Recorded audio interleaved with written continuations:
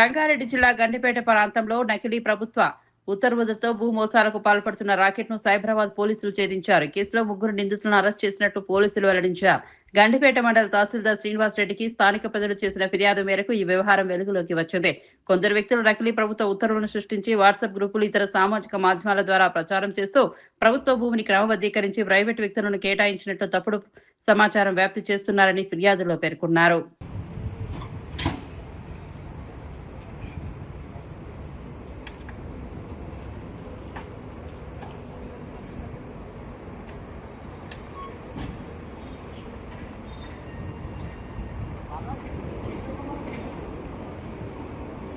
కొన్ని fake GOs create చేసి అది వాట్సాప్ గ్రూపుల్లో సర్క్యులేట్ చేసి కోర్టులని తర్వాత రెవెన్యూ అఫీషియల్స్ని కూడా తప్పుదావ పెట్టించి రియల్ ఎస్టేట్ మార్కెట్లో దీన్ని మిస్లీడ్ చేస్తూ ఒక డబ్బులు సంపాదించాలనే కుట్రని నార్సింగి పోలీసులు, cyber crime and EOW teams కలిసి క్రాక్ చేయటం జరిగింది. విషయాల్లోకి వస్తే గండిపేటలో సర్వే నెంబర్ 18లో 104 ఎకరాల 25 గుంటల ప్రభుత్వ భూమి ఉంది.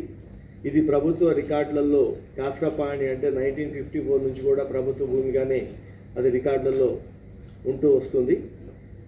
దీన్ని అదే ఊరు సంబంధించిన నిమ్మల దశరథ్ అని చెప్పి ఆ గ్రామస్తుల్లో ఒక కుటుంబము దాంట్లోకి అప్పుడప్పుడు మధ్యలో వచ్చిపోతూ ఒక 10 ఎకరాలని ఇది మాకే వస్తుంది అని చెప్పి ఒకటి ఫాల్స్ క్లెయిమ్ కూడా స్టార్ట్ చేయటం, రెవెన్యూ అఫీషియల్స్ వాళ్ళని ఖాళీ చేయించాలనే ప్రయత్నం చేస్తున్నారని తెలుసుకొని 2012లో హైకోర్టులో ఒక రిట్ పిటిషన్ కూడా ఫైల్ చేయడం జరిగింది.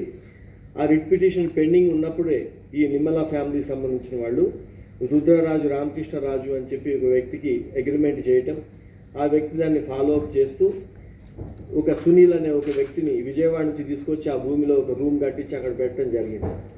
ఇదిలా ఉంటే 2 సంవత్సరాల నుంచి ఆ రాజుకి అర్థమైంది ఇది గవర్నమెంట్ భూమి అని. అతను వదిలేసుకొని ఈ సునీల్ కాల్ చేసినా ఎవరు చేసినా కూడా రెస్పాండ్ కాలేదు. అప్పుడు నిమ్మల ఫ్యామిలీని ఆ సునీల్ దాంట్లో కంటిన్యూ చేస్తూ వచ్చారు. వెరీ రీసెంట్లీ అంటే 6/10/2025 లాస్ట్ ఇయర్ అక్టోబర్లో ఆ రిట్ పిటిషన్ని హైకోర్టు కొట్టివేస్తూ అది ప్రభుత్వ భూమిగానే పరిగణించింది.